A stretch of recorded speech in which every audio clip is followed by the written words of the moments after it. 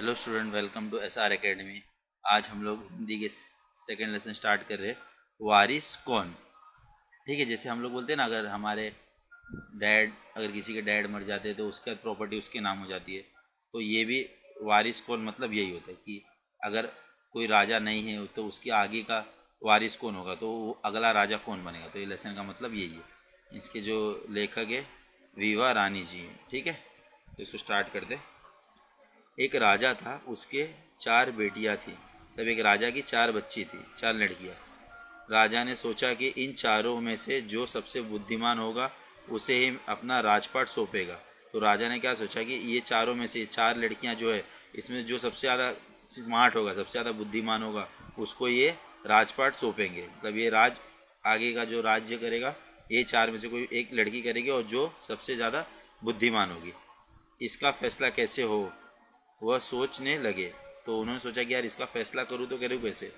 ठीक है, अंत में उसे एक उपाय सूझ गया और फाइनली उनको एक चीज़ समझी कि हाँ, अगर मैं ऐसे करवाऊँ तो शायद मुझे मिल जाएगी कि सबसे स्मार्ट कौन है चारों लड़कियों में से। उसने एक दिन चारों बेटियों को अपने पास बुलाया। तो एक दिन राजा ने चारों बच्चों को अपने पास बुलाया, चारों बेटियों को उनके। सभी को गेहूं के 100-100 दाने दिए और कहा, इसे तुम अपने पास रखो। 5 साल बाद मैं जब इन्हें मांगूंगा मुझे तब तुम सब मुझे वापस कर देना। तो उन्होंने क्या बोला, गेहूं मतलब पता है ना सबको, वीट के 100-100 100-100 दाने दिए और कहा कि इसको तुम लोग अपने पास रखो, और 5 साल बाद जब मैं मांगूंगा तब मुझे वापस कर देना। तो 5 साल के लिए राजा ने देखो क्या दिया, 100-100 दाने, 100 याद रखने का, ये सब 100-100 दाने दिए और 5 साल बाद बोला ये रिटर्न मांगेंगे। गेहूं के दाने लेकर चारों बहन अपने अपने कमरे में लौट आई, और चारों बहन ने लिया और लौट आए। ठीक है, बड़ी बहन ने उन दानों को खिड़की के बाहर फेंक दिया। तो सबसे बड़ी बहन ने क्या किया, खिड़की के दाने को फेंक दिया। उसने सोचा, आज से 5 साल बाद पिताजी को गेहूं के इन बातों की याद रहेगी क्या, और जो याद भी रहा तो क्या हुआ, भंडार से लेकर दे दूंगी। तो उन्होंने, बड़ी वाली ने क्या सोचा कि 5 साल बाद तो शायद उसको याद भी नहीं होगा इसके पिता को कि ऐसा कुछ दिया था। अगर याद भी रहेगा तो जहाँ पे फूड ग्रेन्स को सेव किया वहाँ से 100 दाने वीट के या गेहूं के लेके दे देगी।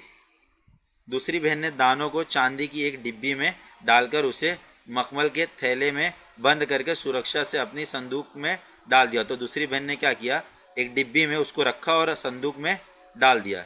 ठीक है, सोचा 5 साल बाद जब पिताजी ये दाने मांगेंगे तब उन्हें वापस कर दूंगी। तो इसने थोड़ी स्मार्टली वर्क की और रखा इसने, एटलीस्ट जो डैड ने बोला उसको फॉलो तो किया, इसको रखा, संभाल के रखा। अब तीसरी तीसरी बहन बस सोचती रही कि इसका क्या करूँ, तो उसने सिर्फ सोचने में टाइम चला गया। चौथी और छोटी बहन तनिक बच्ची थी, वो छोटी वाली शायद ज़्यादा छोटी थी तो बच्ची थी। शरारतें करना उसे बहुत पसंद था, तो मस्ती करना उसे बहुत पसंद था। उसे गेहूं के भुने दाने में बहुत पसंद थे। मतलब गेहूं को नहीं, कि अगर तुम लोग फ्राई करो तो उसको वो दाने बहुत पसंद थे। गेहूं को फ्राई करके खाना उसको पसंद था। उसने दानों को भुनवाकर खा डाला और खेल में मग्न हो गया। और वो चौथी बच्ची ने क्या कर दिया, उसको मस्त तल के खा गया मस्त। ठीक है, तीसरी राजकुमारी को इस बात का यकीन था कि पिताजी ने उन्हें यूं ही ये दाने नहीं दिए होंगे। जो तीसरी जो सोच रही थी कब से, ये देखो ये सोच रही थी, इसने सोचा कि यार डैड ने अगर हम लोग को ये दिया है तो उसके पीछे कुछ राज होगा, ज़रूरत इसके पीछे कोई मकसद होगा मतलब कुछ तो राज है। पहले तो उसने भी अपने दूसरी बहनों की तरह ही उन्हें सहेज कर रख देने की सोची, मतलब उसने भी सोची कि जैसे दूसरी बहन ने मेरी रखी मैं भी रख देती हूँ। लेकिन वह ऐसा न कर सकी और उसने फिर वैसा नहीं किया। 2-3 दिनों तक वह सोचती रही, फिर उसने अपने कमरे की खिड़की के पिछली जमीन में वे दाने बो दिए मतलब फार्मर लोग जैसे नहीं क्या बोते। ठीक है, बो दिया इसने भी, गया और प्लांट कर दिया जमीन में, इसको बो डाल दिया। समय पर अंकुर फूटे, पौधे तैयार हुए, दाने निकले, और समय समय पे क्या हुआ कि उसमें अंकुर फूटे, धीरे धीरे उसमें पेड़ आने लग गया छोटा छोटा। पौधे तैयार हुए, दाने निकले, और अलग अलग वीट निकलने लग गए वीट के दाने से। राजकुमारी तैयार फसल में से दाने निकाले और फिर से बो दी। मतलब समझ रहे, एक बार उसने एग्रीकल्चर बोया, फिर निकाला, फिर वापस से बोया। इस तरह 5 वर्षों में उसने 5 ढेर सारा उसके पास ढेर सारा गेहूँ तैयार हो गया था। मतलब समझ रहे हो, उसने 5 साल बाद उसके पास तो बहुत ज़्यादा अनाज आ गई थी। ठीक है। 5 साल बाद राजा ने फिर चारों बहनों को बुलाया और कहा, आज से 5 साल पहले मैंने तुम्हें चारों को गेहूं से 100-100 दाने दिए थे और कहा था कि 5 साल बाद मुझे वापस करना। कहाँ है वे दाने? तो राजा ने फिर 5 साल बाद सब बच्चों को बुलाया और पूछा कि ये सब दाने कहाँ पे हैं। तो बड़ी राजकुमारी भंडार घर जाकर गेहूं के दाने ले आई और राजा को दे दिया। राजा ने मतलब बड़ी राजकुमारी तो फेंक दी थी ना इसने। फिर इसने क्या की, वो गेहूं के दाने को ना भंडार से लेके आई, सोची किसी को पता नहीं चलेगा, और राजा ने दे दिया। राजा ने पूछा, क्या वही दाने जो मैंने तुम्हें दिए थे? तो राजा ने पूछा उनसे कि क्या ये वही दाने जो मैंने तुम्हें दिए थे? पहली तो राजकुमारी ने हाँ कर दिया, मगर राजा ने फिर कड़क कर पूछा, तब उसने सच्चाई बता दी। तो राजा को पहले उसने झूठ बोला कि हाँ मैंने वही दाने, फिर अगर राजा ने थोड़ा गुस्से में पूछा, फिर उसने बता दी कि हाँ डैड ये वो दाने नहीं है, और सच्चाई बता दी क्योंकि मैंने फेंक दिया था। राजा ने दूसरी राजकुमारी से पूछा, तुम्हारे दाने कहाँ हैं? फिर उन्होंने दूसरे राजकुमारी से पूछा। तो दूसरी राजकुमारी ने अपने संदूक में से मखमल के खोल वाली डिब्बी उठा लाई, जिसमें उसने गेहूं के दाने सहेज कर रखे थे। राजा ने उसे खोल के देखा तो दाने सड़ गए थे। तो दूसरी रानी जिसने संभाल के रखा था, उसके दाने तो सड़ गए। तीसरी राजकुमारी से पूछा, तुमने क्या किया उन दानों का? तीसरी राजकुमारी ने कहा, मैं इसका उत्तर आपको अभी नहीं दूंगी, क्योंकि जवाब पाने के लिए आपको यहाँ से दूर जाना पड़ेगा, और मैं वहाँ आपको कल ले चलूँगी। तो तीसरी वाली से पूछा, तो तीसरी वाली ने डायरेक्टली बोल दिया कि मैं अभी नहीं बता सकती हूँ, कल आपको अगर मेरे साथ चलोगे तो कल उसका जवाब आपको मैं दे दूँगी। राजा ने अब चौथी और सबसे छोटी राजकुमारी से पूछा। उसने उसी बेपरवाही से जवाब दिया। बेपरवाही मतलब नहीं कि पहले ही बेपरवाही की थी ना, खाली बना के। उन दानों को कोई कीमत है क्या पिताजी? वैसे तो ढेरों सारे भंडार में पड़े हैं। आप तो जानते हैं ना, मुझे गेहूं के भुने दाने बहुत अच्छे लगते हैं, सो मैं उन्हें भूनकर खा गई। तो छोटी राजकुमारी ने बोला कि मैंने भूनकर खा गया, मैंने उसको फ्राई करके खा गया। आप भी पिताजी किन किन चक्करों में पड़ जाते हैं? तो छोटी वाली बोलती है, आप भी पिताजी कौन कौन से चक्कर में ये सब पड़ जाते हैं, दाने वीने के चक्कर में, इतने सारे रहने के बाद। सभी के उत्तर राजा को बड़ी निराश हुई। सबके उत्तर सुन के राजा बहुत निराश हुआ, यार अब किसको बनाओ।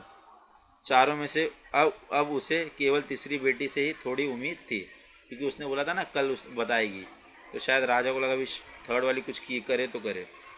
दूसरे दिन तीसरी राजकुमारी राजा के पास आई। उसने कहा, चलिए पिताजी, आपको मैं दिखाऊं कि गेहूं के वे दाने कहाँ हैं। दूसरे दिन वो तीसरी राजकुमारी आई और उन्होंने अपने पिताजी को कहा कि चलो मैं दिखाती हूँ आपको कहाँ है गेहूं के दाने। राजा रथ पर सवार हो गए। रथ पर वो लोग सवार हो गए। रथ महल नगर पार करके खेत की तरफ बढ़ चला। और रथ कहाँ जाने लग गया? खेत की तरफ। राजा ने पूछा, आखिर छोड़े कहाँ रख छोड़े हैं तुमने वे 100 दाने? तो राजा पूछा, अरे कहाँ रखे है बेटी 100 दाना तूने? इन 100 दानों के लिए तुम मुझे कहाँ कहाँ के चक्कर लगवाओगी? तो राजा ने क्या बोला, अरे इन 100 दानों के लिए मुझे कहाँ कहाँ घुमाओगी तुम, बता दो अभी कहाँ रखी हो। तब तक रथ एक बड़े से हरे भरे खेत के सामने आकर रुक गया। और फिर अचानक से जो रथ था उनका एक हरे भरे खेत के सामने आकर रुक गया। राजा ने देखा सामने बहुत बड़े खेत में गेहूं की फसल थी। तो राजा ने देखा कि मतलब वीट की पूरी अच्छी फार्मिंग हुई थी। उसकी बलिया हवा में झूम रही थी। उसकी बलिया मतलब नहीं कि टहनी होती है गेहूं की, अगर खेती आप लोग देखे रहोगे तो ऊपर ऐसे पतला सा होता है, ऊपर लगा होता है गेहूं, और बीच में पतली होती है, तो ऐसे ऐसे हिल रही थी वो। ठीक है। बलिया हवा में झूम रही थी, जैसे राजा को कोई खुशी भरा गीत सुना रही थी। ऐसा बोल रहे, मतलब कि जैसा ऐसा लग रहा था कि राजा को हिल हिल के गाना सुना रही थी वो। राजा ने हैरानी से राजकुमारी को और देखा, मतलब एकदम आशिक, मतलब नहीं क्या सडनली यार टेंशन में क्या हो रहा है सब। राजा ने कहा राजकुमारी ने कहा, पिताजी ये है वो 100 दाने जो आज लाखों दानों के रूप में आपके सामने है। तो फिर तो बोला कि देखो आपने जो 100 दाने दिए थे ना, उसको मैंने बोया और आज मैंने 100 दाने, उस हजार लाखों दाने पैदा कर दिए। मैंने उन 100 दानों को बोकर इतनी अधिक फसल तैयार की है। तो उन्होंने बोला कि आपने जो 100 दाने दिए थे, वो 100 दाने का यूज़ करके मैंने आज ये पूरी लाखों फसल गेहूँ की बनाई है। राजा ने उसे गले लगा लिया और कहा, अब मैं निश्चित हो गया हूँ। तो राजा ने अपनी बच्ची को गले लगाया, तीसरी राजकुमारी को, और बोला, अब मैं बिना टेंशन का हूँ, तुम ही मेरी राज्य की सच्ची उत्तराधिकारी होगी। तो उन्होंने बोला कि तुम ही मेरी राज की उत्तराधिकारी, मतलब क्या?